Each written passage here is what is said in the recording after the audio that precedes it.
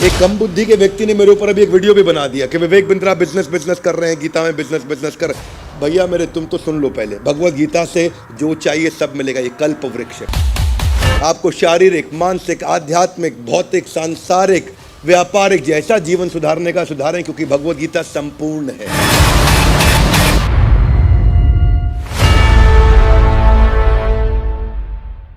ग्रंथराज श्रीमद् भगवत गीता की धन्यवाद। आज का जो श्लोक है वो अर्जुन का एक प्रश्न है, और आज के श्लोक में अर्जुन आपसे एक प्रश्न पूछने वाले हैं और कृष्ण से पूछेंगे।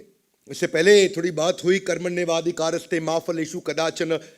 वो आपने एपिसोड देखा होगा कि कर्म करो फल की इच्छा मत करो। बड़ा पॉपुलर श्लोक है ये भगवत गीता का, ये पिछला एपिसोड था। लेकिन अर्जुन ये बात सोचते सोचते अब सोचने लगे कि इतने इंटेलिजेंट लोग होते कौन हैं जो भगवत गीता को अप्लाई कर लेंगे। कहां मिलते हैं, कहां से आते हैं, कौन होते हैं ये, कैसे लोग होते हैं ये। तो अर्जुन के मन में एक प्रश्न आ गया कि भगवान आप ही से पूछ लेता हूं। दूसरे अध्याय का 54वां श्लोक, मेरे पीछे जरा श्लोक दोहराइए। अर्जुन उवाच स्थित प्रज्ञ सका भाषा समाधिस्थस्य केशवा स्थित धी किम प्रभाषेत किम आसीत व्रजेत किम। तो क्या कह रहे हैं अर्जुन? यहां पे कह रहे हैं कि हे भगवान, जरा मुझे ये समझाइए कि स्थित प्रज्ञा, जरा हाथ आगे लाइए पे बड़ी, स्थित, स्टेबल, प्रज्ञा मतलब इंटेलिजेंस। ऐसा स्टेबल इंटेलिजेंस वाला आदमी होता कैसा है? अगर आप किसी लीडर को जानना चाहते हो, देखना चाहते हो, समझना चाहते हो उसका बिहेवियर क्या है, रतन टाटा, मुकेश अंबानी, गौतम भाई अडानी बिजनेस कैसे करते हैं, क्या उनका व्यवहार है, कैसे मुझे सीखना है उनसे। जिसको बिजनेस सीखना है वो बिजनेस सीख रहा है। भगवत गीता में सब कुछ सिखाया जाता है। एक कम बुद्धि के व्यक्ति ने मेरे ऊपर अभी एक वीडियो भी बना दिया कि विवेक बिंद्रा बिजनेस कर रहे हैं, गीता में बिजनेस कर। भैया मेरे, तुम तो सुन लो पहले, भगवत गीता से जो चाहिए सब मिलेगा। ये कल्प वृक्ष है। कम ऑन, क्या है ये? कल्प वृक्ष है। ऐसे मेरी इच्छा बिल्कुल नहीं होती किसी को जवाब देने की वीडियो के लिए, लेकिन भगवत गीता कल्प वृक्ष है। संपूर्ण अपने आप में आपको शारीरिक, मानसिक, आध्यात्मिक, भौतिक, सांसारिक, व्यापारिक जैसा जीवन सुधारने का सुधारें, क्योंकि भगवत गीता संपूर्ण है। Would you agree with me loudly? Yes no? भगवान ने यह भी बताया कि शरीर कैसे अच्छा करते हैं, भोजन क्या करते हैं। अरे अध्यात्म तो बहुत ऊंची चीज, भगवान ने सब कुछ बताया गीता के अंदर। बहरहाल आपसे चर्चा करते हैं कि स्टेबल इंटेलिजेंस का व्यक्ति, दूसरा अध्याय चल रहा है, हाँ, वो कैसे बिहेव करता है। स्थित प्रज्ञ सका भाषा, कि ऐसा व्यक्ति वो कैसे बोलता है, उसकी भाषा क्या है, किस प्रकार बैठता है, किस प्रकार चलता है, वो होता कैसा है। अर्जुन पूछ रहे हैं उसकी। देखिए हर एक व्यक्ति की ना एक कुछ सिम्टम्स होते हैं। धनी व्यक्ति के लक्षण होते हैं, उस कुछ लक्षणों से पता चलता है कि वो धनवान कहलाता है। और रोगग्रस्त व्यक्ति के कुछ लक्षण होते हैं जिनसे पता चलता है कि वो रोगी है। ठीक उसी प्रकार विद्वान व्यक्ति के कुछ लक्षण होते हैं जिससे पता चलता है कि वो विद्वान है। उसकी वाणी उसका लक्षण है, उसकी वाणी से पता चलता है कि वो विद्वान है। ऐसे ही अर्जुन जानना चाहता है उसके क्या लक्षण है। वो व्यक्ति जो स्थित प्रज्ञ, स्टेबल इंटेलिजेंस, हर व्यक्ति को, पूरे भारतवर्ष नहीं पूरी पृथ्वी में सबको स्टेबल इंटेलिजेंस बिल्ड करनी है, इसलिए भगवत गीता की शरण लेनी चाहिए। तो कृष्ण इसका उत्तर देना शुरू करेंगे। श्री भगवान वाच प्रजहाति यदा कामान सर्वान् पार्थ मनोगतान् आत्मनि एवात्मना तुष्टा स्थित प्रज्ञस्तद उच्यते। तो ये श्लोक को हम डिटेल में नहीं लेंगे, लेकिन शॉर्ट में समझ लेते हैं। यहां भगवान कहते हैं कि when a man gives up all varieties of sense desire which arise from mental concoction, यानी कि मन में ना बहुत सारे मनगढ़ंत विचार होते हैं, कि जब कोई मानसिक मनगढ़ंत कहानी से उत्पन्न होने वाली कामनाओं को त्याग देता है। हाथ आगे लाइए। मन से मनगढ़ंत कहानियां उत्पन्न होती हैं, उनको त्यागना है। उसके बाद भगवान कहते हैं उससे क्या होगा? दुखेशु अनुद्विग्न मना सुखेशु विगत स्प्रिया, क्या अर्थ हुआ कि दुख के अंदर अनुद्विग्न मना, वो दुख में डिस्टर्ब नहीं होगा। सुखेशु विगतः प्रिया, वो सुख। तो ये एक ऐसा श्लोक पहले भी आया कि दुख में फिसले नहीं, सुख में उछले नहीं। सुना आपने? दुख में फिसले नहीं, सुख में उछले नहीं। इसमें एक और नई बात भगवान ने ऐड करी। वो क्या बोला? वीतराग भय क्रोध स्थित धी मुनिरुच्यते। कि वीतराग, यहां से शुरू करेंगे, सुनना। वीत राग, राग मतलब अटैचमेंट, वीत मतलब फ्री फ्रॉम अटैचमेंट। जिसको अटैचमेंट नहीं है उसको दो रिजल्ट मिलते हैं, वो भय और क्रोध उसको नहीं आ सकता। और ऐसा व्यक्ति स्थित धी मुनिरुच्यते, कि ऐसा मुनि वो स्थित धी, धी मतलब इंटेलिजेंस, प्रज्ञा और धी एक ही अर्थ है। स्थित धी, किसका स्थित धी? जो कि फ्री फ्रॉम अटैचमेंट है। इसको थोड़ा और आसानी से समझते हैं। इसको ऐसे समझो, मिल गया तो खोने का डर, नहीं मिला तो anger. One more time, come on everybody. मिल गया तो नहीं मिला तो एंगर। गुस्सा कब आता है? जब मेरी बात नहीं मानी गई। डर कब लगता है? जो मेरे पास है मेरे हाथ से छिन जाए। मिल गया तो खोने का डर, नहीं मिला तो एंगर। तो ये भगवान ने दो चीजें बताई कि जो स्टेबल इंटेलिजेंस का आदमी उसको डर नहीं लगता। डरता कौन है? अनस्टेबल इंटेलिजेंस का आदमी। भय किसको आता है? अनस्टेबल इंटेलिजेंस का आदमी। तो ये उसके बिहेवियर का एक लक्षण है कि जिसका स्टेबल इंटेलिजेंस होगा, जो वीतराग, वीतराग मतलब जिसको अटैचमेंट नहीं होगा, उसको डर नहीं लगता। एक बार की बात थी, एक राजा जो अपनी पूरी की पूरी साम्राज्य के साथ इतना अटैच थे, इतना अटैच थे, इतना अटैच थे कि वो जीते चले जा रहे। और वो राजा के, उनके साम्राज्य से एक बहुत बड़े गुरु निकलने वाले थे। पता लगा वो गुरु आ रहे हैं, आ रहे हैं, आ रहे हैं। वो दिन आ गया जिस दिन वो गुरु पहुंच गए। राजा ने सोचा इन गुरु को अपने यहाँ बुलाने से अच्छा मैं खुद ही गुरु के दर्शन करने जाता हूं, उनकी शरण लूंगा, तभी मैं उनसे कुछ सीख पाऊंगा। तो राजा जिस दिन वो गुरु आए, जिस कुटिया में विश्राम करने लगे, वहां जाकर के बाहर इंतजार करने लगे कि मैं आज गुरु से कुछ प्रश्न करूंगा। जैसे ही गुरु मिले, उनसे बोला कि मेरी बड़ी आसक्ति है, बहुत अटैचमेंट है, जिसके कारण बड़ा परेशान रहता हूं। मैं डिटैच्ड कैसे हो जाऊं, इसका मुझे उपाय दीजिए। मैं बड़ा खुश हो जाता हूं, कुछ जीत जाऊं, बड़ा दुखी हो जाता हूं, कुछ हार जाऊं, तो बड़ा इमोशनल प्लेटफॉर्म पर जीवन जी रहा हूं। गुरु ने कहा कोई बात नहीं, दो कागज के टुकड़े लाओ। दो कागज के टुकड़े गुरुजी के सामने लाए गए। गुरुजी ने एक कागज का टुकड़ा लिया, उस पर कुछ लिखा, बंद कर दिया, फोल्ड कर दिया। दूसरा कागज का टुकड़ा लिया, उस पर भी कुछ लिखा, उसको भी फोल्ड कर दिया। राजा बैठ के वहां सब देख रहे थे, ये क्या कागज पर लिख रहे हैं? मैं बड़ा सीरियस प्रश्न पूछ रहा हूं, ये कुछ चिट्ठी बना रहे। तभी गुरु ने कहा, राजन जिस दिन तुम बहुत खुश होगे ना, ये पहली चिट्ठी मेरी खोल के पढ़ लेना। और राजन जिस दिन तुम बहुत दुखी होगे, ये मेरी दूसरी चिट्ठी खोल के पढ़ लेना। राजा बोले, गुरु ने बड़ा कस्टमाइज सोल्यूशन दिया है। दोनों चिट्ठी बड़ी संभाली, बड़े बड़े एनवलप बनाए, खुश होने के ऊपर लेबल लिख दिया, ये खुशी वाली चिट्ठी है। दुखी पे दुखी का लेबल लिख दिया, दुख वाली चिट्ठी लेके राजा निकल पड़े। जब अपने साम्राज्य में वापस लौटे, कुछ दिन, महीने, हफ्ते बढ़िया बीते। एक दिन अचानक ऐसा हुआ कि उनका रथी, रथी के ऊपर होता है अधिरथी, उसके ऊपर होता है महारथी। तो रथी बड़ा छोटा यूनिट होता है, किसी दिन समझाऊंगा रथी, अतिरथी, महारथी में क्या अंतर। उनका एक रथी पड़ोस के एक साम्राज्य को जीत लाया। राजा बहुत खुश हुए कि मुझे ना अधिरथी लगा ना महारथी लगा, पड़ोस के साम्राज्य को जीत लाया। अब इतना खुश हुआ तो उनको याद आया गुरु की बात, जब बहुत खुश होंगे तो खुश वाली चिट्ठी खोल लो। और जैसे ही उन्होंने खुश वाली चिट्ठी खोली, खुश वाली चिट्ठी खोलते ही अचानक पढ़ा तो उसमें क्या लिखा? उसमें लिखा इट इज टेम्पररी, ये थोड़े समय के लिए है। राजा हैरान, मैं तो साम्राज्य जीता, गुरु ने कहा इट इज टेम्पररी, ये थोड़े समय के लिए। कोई बात नहीं, कुछ दिन, हफ्ते, महीने बीते और एक समय ऐसा आया कि वो जो साम्राज्य हारा, उन्होंने कुछ लोगों की सेना और बाजू के साम्राज्य जोड़े, इनको चुनौती दी। इस बार इनके रथी, अधिरथी, महारथी सारे के सारे चले गए युद्ध करने और फिर भी हार गए। राजा बहुत दुखी हुआ, बोला गुरु जी ने कहा था टेम्पररी, वही हुआ, ये थोड़े समय के लिए निकल गया मेरे हाथ से।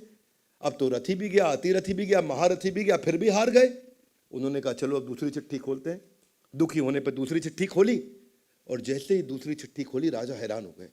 दूसरी चिट्ठी में लिखा था इट इज टेम्पररी, ये थोड़े समय के लिए है। तब उनको ये समझ में आया कि ये सब कुछ टेम्पररी है और वहां से मुझे अपनी अटैचमेंट को तोड़ के वापस लेकर के आना है। हमारे पास जीवन में शास्त्र बताते हैं 3 प्रकार के दुख होते हैं। एक होता है आदि दैविक, दूसरा होता है आदि भौतिक और तीसरा होता है आध्यात्मिक। जरा हाथ ऊपर लाइए। आदि दैविक यूनिवर्स देता है, आदि भौतिक सामने वाला देता है, आध्यात्मिक वो मेरा मन मुझे खुद ही देता है। 3 प्रकार के दुख होते हैं संसार में।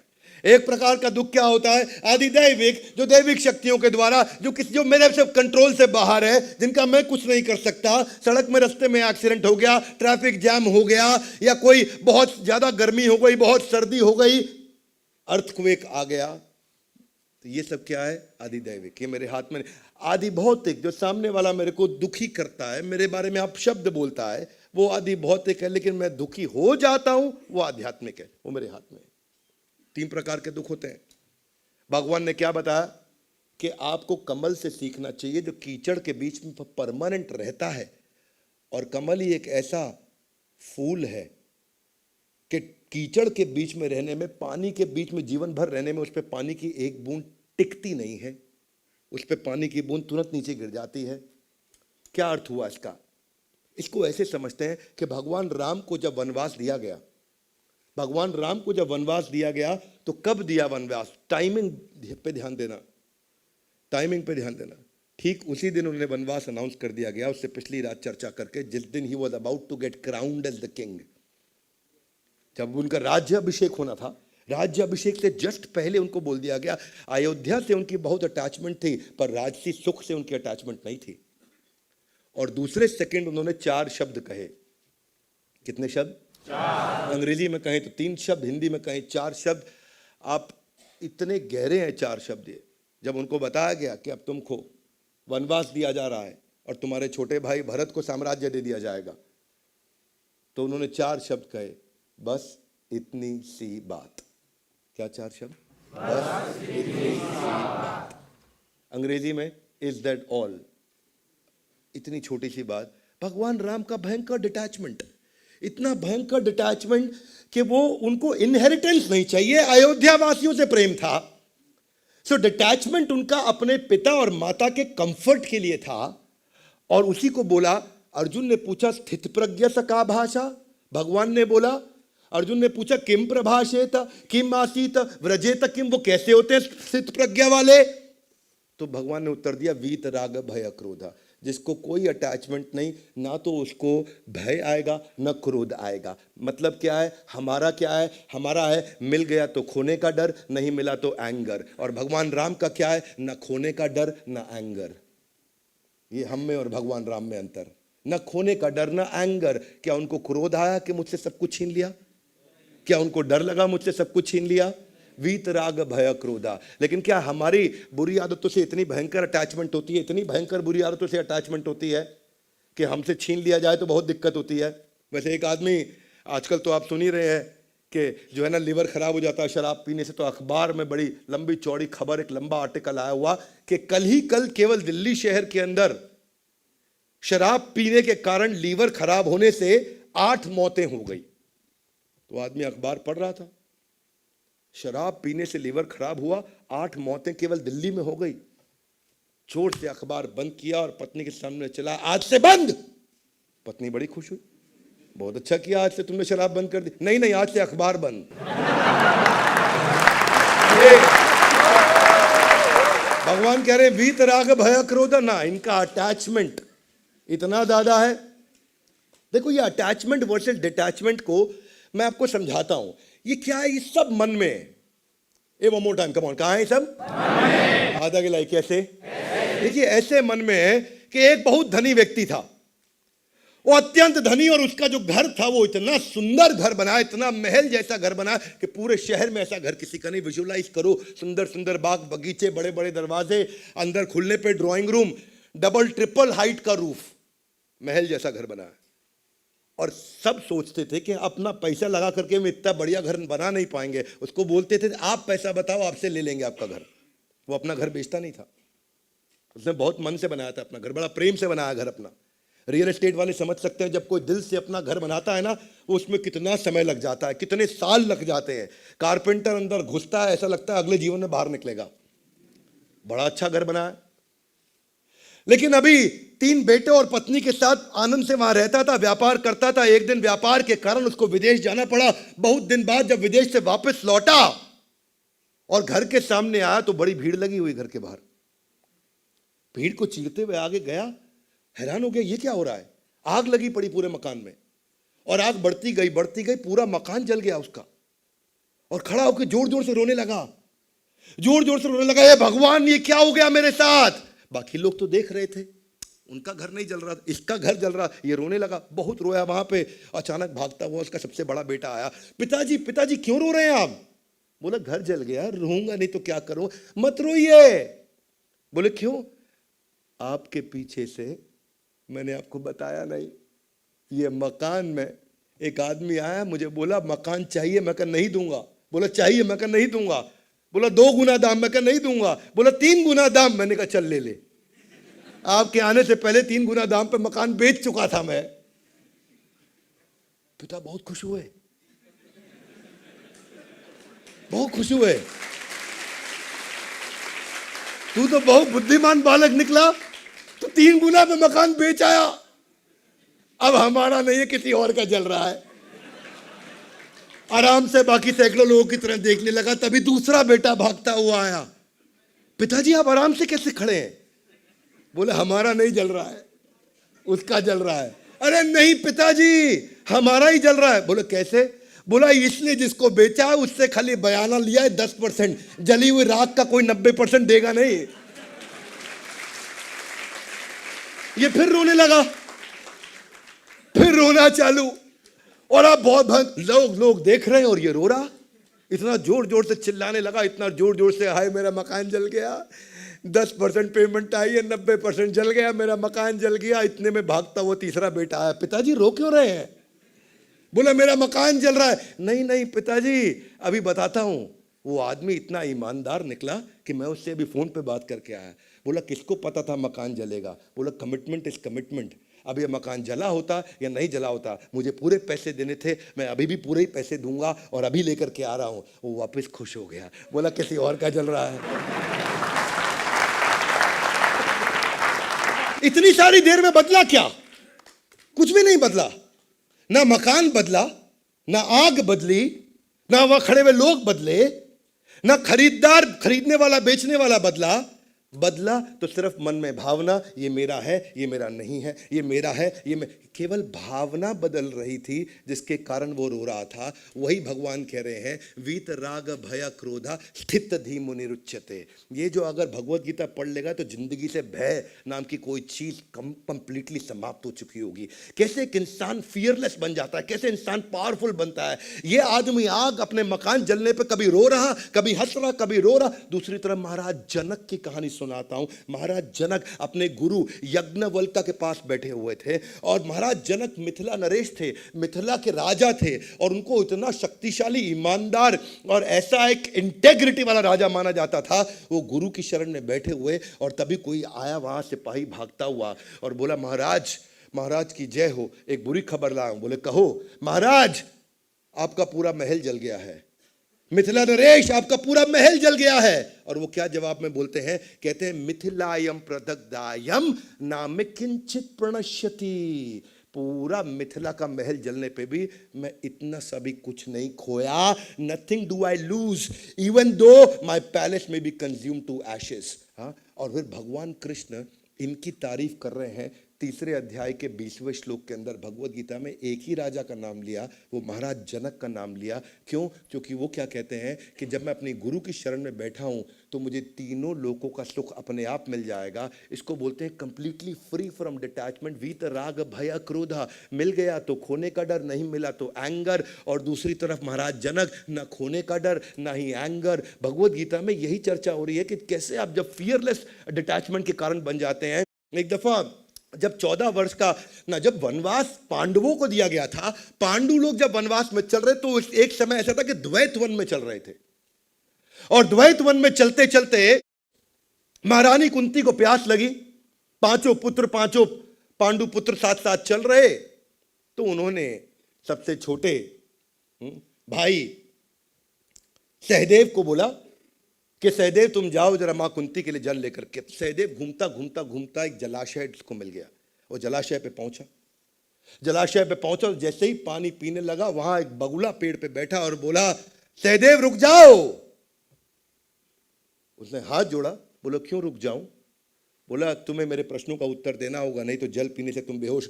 बगुले को देख के सहदेव हंसने लगा, उसने जल पी लिया, बेहोश हो गया। ये कथा सब लोगों को पता होगी, कई लोगों ने सुनी होगी कथा ये, पर इस कथा में था क्या? युधिष्ठिर वेट करते रहे, सहदेव नहीं लौटा तो नकुल को भेजा, नकुल नहीं लौटा तो भीम को भेजा, भीम नहीं लौटा तो अर्जुन को भेजा, और चारों के साथ यही हुआ। उस बगुले ने बोला मेरे प्रश्नों का उत्तर दो, नहीं तो तुम मारे जाओगे। उन्होंने बगुले पे ध्यान नहीं दिया, जल पीने लगा और चारों बेहोश हो गए, वहीं खत्म हो गए, चारों की मृत्यु हो गई। महाराज युधिष्ठिर हैरान हो गए, चारों भाई लौटे नहीं। मां कुंती को कहा, मां कुंती आप जरा यहीं बैठिए, आराम करिए, मैं तुरंत आया। ये भी नजदीक का जलाशय वही था, वहां पहुंच गए। जैसे ही पहुंचे चारों भाई इनको दिखे, और तभी आवाज आई एक बगुले की, बोला मैं यक्ष हूं। युधिष्ठिर जो तुम्हारे भाइयों के साथ हुआ वही तुम्हारे साथ भी होगा, अगर तुमने मेरे प्रश्नों का उत्तर नहीं दिया तो। महाराज युधिष्ठिर ने प्रणाम किया, बोला पूछिए आप मुझसे क्या पूछना चाहते हैं। महाराज युधिष्ठिर में कोई भय नहीं, पूछिए मुझसे क्या पूछना चाहते हैं। तो हे युधिष्ठिर, एक एक करके उन्होंने कई प्रश्न पूछे कि सबसे बड़ा आश्चर्य क्या है संसार में। बोले अहानि अहानि भूतानि यमालयम गच्छन्ति पश्यन्नपि न पश्यन्ति। कि अहानि अहानि भूतान, सब लोग आ रहे हैं जा रहे हैं, आ रहे हैं जा रहे हैं संसार में। यमालयम गच्छन्ति, सब यम आलय यानी कि यमराज के आलय यानी उनके घर भी जा रहे हैं, लेकिन फिर भी पश्यन्नपि न पश्यन्ति, कोई भी देख के भी नहीं देख रहा है कि मैं भी मरने वाला हूं। हर एक को लगता है ये मरा लेकिन मैं नहीं मरूंगा। एक एक करके उन्होंने कई प्रश्नों के उत्तर दिए युधिष्ठिर ने। यक्ष उनसे प्रश्न पूछते गए, युधिष्ठिर उनको उत्तर देते गए। जैसे जैसे युधिष्ठिर ने सारे उत्तर दिए, तो यक्ष ने कहा कि युधिष्ठिर तुम सभी धर्म के सभी मर्मों के तुम ज्ञाता हो, मैं तुम्हारे सारे उत्तरों से संतुष्ट हूं, इसलिए मैं अब तुम्हारे संतुष्टि के बाद के लिए एक ही भाई को जीवित कर सकता हूं। ध्यान दीजिएगा, एक ही भाई को जीवित कर सकता हूं। तुम्हारे भाइयों ने मेरी बात पे ध्यान नहीं दिया था, इस संतुष्टि के कारण बताओ किसको जीवित करूं। तो जैसे ही उन्होंने कहा किसको जीवित करूं, महाराज युधिष्ठिर ने तुरंत कहा कि हे यक्ष, आप ऐसा करें नकुल को जीवित कर दें। यक्ष हैरान, नकुल को? नकुल तुम्हारे साथ में तो महाबली भीम जिसके पास 10,000 हाथियों का बल है, उसको जीवित कर लेते। तुम्हारे पास तो धनुर्धारी त्रिलोक विजयी अर्जुन, गांडीवधारी अर्जुन, महाबाहु अर्जुन है, उसको क्यों नहीं जीवित किया? नकुल को क्यों जीवित करने के लिए चुना? तो वही युधिष्ठिर ने उत्तर दिया मुस्कुरा के कि हे यक्ष, धर्मात्मा पांडु की 2 पत्नियां थी, 2 रानियां थी। एक रानी माता कुंती जिसके हम 3 पुत्र, मैं युधिष्ठिर, मेरे भाई अर्जुन और भीम, और दूसरी महारानी थी माद्री, माद्री के 2 पुत्र नकुल और सहदेव।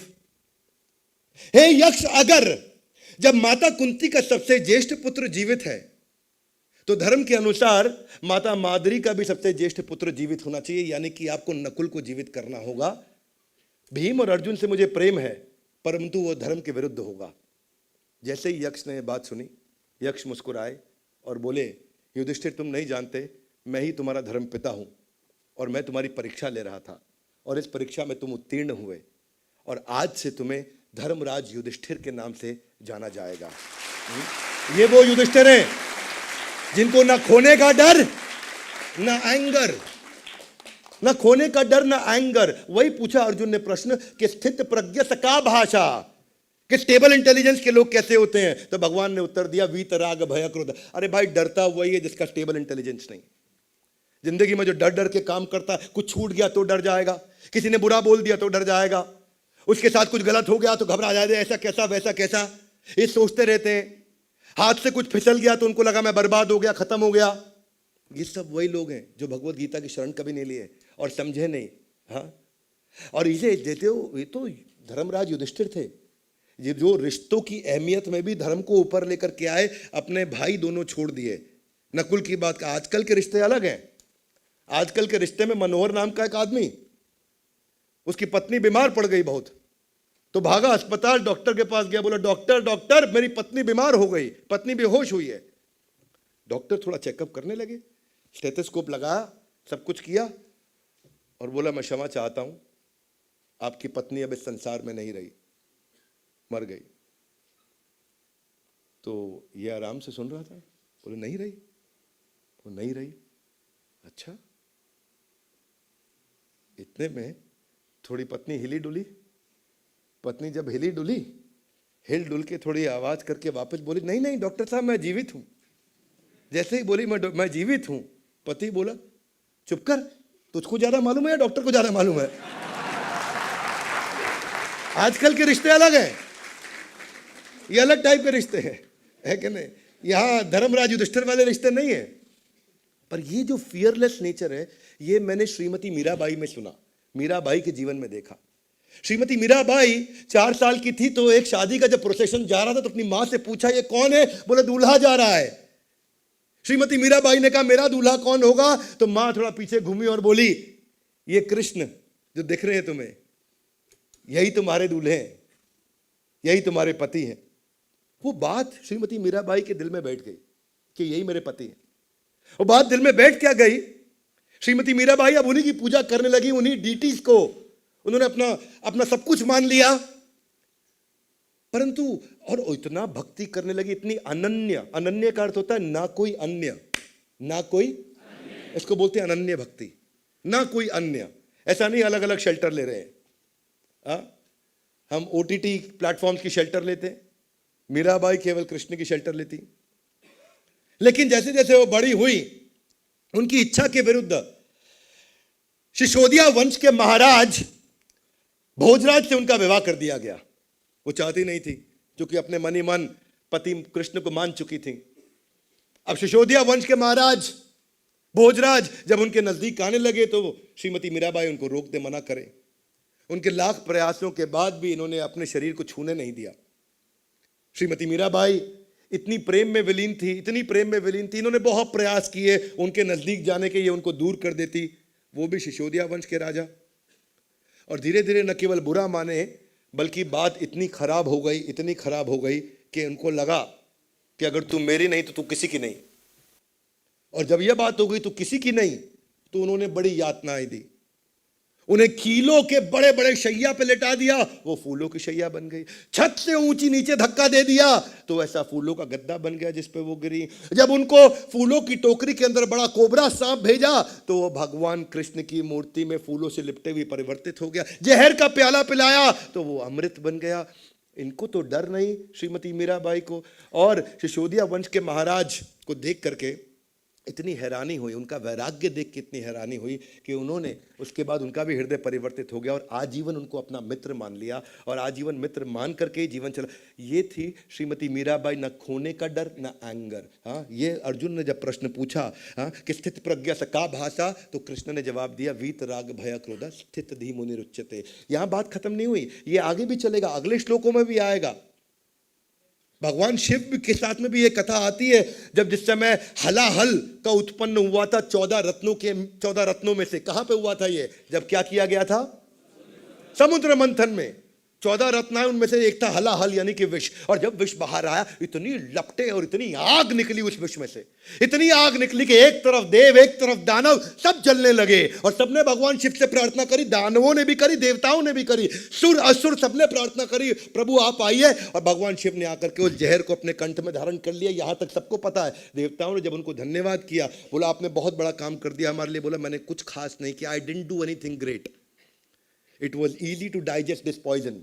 इस पॉइजन को डाइजेस्ट करना आसान है, परंतु इस पृथ्वी के जीवन में जो अनुभव करने से जो विष सामने आता है, और किसका? भय और क्रोध का, उसको डाइजेस्ट करना असंभव है। और उसी को भगवान कृष्ण ने भगवत गीता में बताया। जो भगवान शिव ने करके दिखाया, उसको भगवान ने एक्शन में बताया। इसलिए हम बोलते हैं come on Gita in action. Now everybody come on Gita in action. ये इस संसार में भी आपको ऐसे बहुत लोग मिलेंगे। ये केवल ऐसा नहीं देवी देवताओं की कथा सुना। थॉमस एल्वा एडिसन के बारे में सब जानते हैं। 1914 की बात थी, उनकी सबसे बड़ी फैक्ट्री न्यू जर्सी में आग लग गई और आग इतनी भयंकर लगी, सब धू धू के जलने लगा। एडिसन बाहर खड़े होकर हंसने लगे जोर से, अपने बेटे को बोले, तुमने ऐसी आग देखी है? बोला नहीं देखी। बोला नहीं देखी ना? बोला नहीं देखी। सबको इकट्ठा करके लाओ, अपनी माँ को और अपने दोस्तों को, उनको भी दिखाओ, मैंने भी ऐसी आग नहीं देखी। बोला पिताजी आप खुश हो रहे हैं? बोला हाँ खुश हो रहा हूँ, क्योंकि हमारी सारी गलतियां यहाँ जल के बर्बाद हो जाएंगी। बेटा हैरान हो गया, सारी गलतियां जल के बर्बाद हो जाएंगी। और वही इतना बेटा कंफ्यूज था, और वही उन्होंने आग लगने के बाद जब जाकर के न्यूयॉर्क टाइम्स को इंटरव्यू दिया तो बोला मेरी गलतियां जली हैं, फैक्ट्री नहीं जली है, फैक्ट्री यहाँ पे है। मुझे इस सब गलतियां जलने से थोड़ी डर लगे, गलती जलने से मैं खुश हो रहा हूँ। और अगले 2 साल के अंदर $1 मिलियन वाली कंपनी को उन्होंने $10 मिलियन 2 साल में कन्वर्ट कर दिया, क्योंकि उन्होंने वादा किया था आग बुझते ही मलबा हटा के मैं वापस जुट जाऊंगा। ये है वीतराग भय क्रोधा, न खोने का डर और न एंगर। जो डिटैच्ड व्यक्ति है ना, वो संसारी हो या देवी लोक से आ रहा हो, उसको किसी का डर नहीं। ये आदमी डरता तभी है जब उसको अटैचमेंट होता है। वही गौतम बुद्ध ने भी बताया कि अटैचमेंट ही सब चीज़ों का कारण है, इन सारे दुखों का कारण है। और अगर ये सीरीज में चलेगा भी, आगे भी भगवान और बताएंगे कि स्थित प्रज्ञ सका भाषा। इसीलिए गीता इन एक्शन के सारे एपिसोड देखिए, अपने बच्चों को दिखाइए, अपने मित्रों को दिखाइए गीता इन एक्शन। ये हमारा एक ऐसा प्रयास है जहाँ पे हम आपको ये वो सारे के सारे गुण जो भगवान कृष्ण ने बताए हैं, अमानित्वम, अदम्बित्वम, अहिंसम, शांतिरार्जवम, वो सारे के सारे गुण व्यक्ति विकसित कर सकता है और जीवन के हर हिस्से में अपनी सफलता को प्राप्त कर सकता है। न केवल आध्यात्मिक जीवन परलोक, बल्कि इस लोक को भी सुखी बना सकता है। गीता इन एक्शन के सारे एपिसोड्स को देखने के लिए, इस वीडियो को पूरा समझने के लिए, वीत राग भय क्रोधा स्थित धीम निरुच्यते, स्टेबल इंटेलिजेंस सबको चाहिए। हमारे साथ जुड़े रहने के लिए आप सबका हृदय की गहराई से प्रेम पूर्वक बहुत बहुत धन्यवाद। ग्रंथराज श्रीमद् भगवद गीता की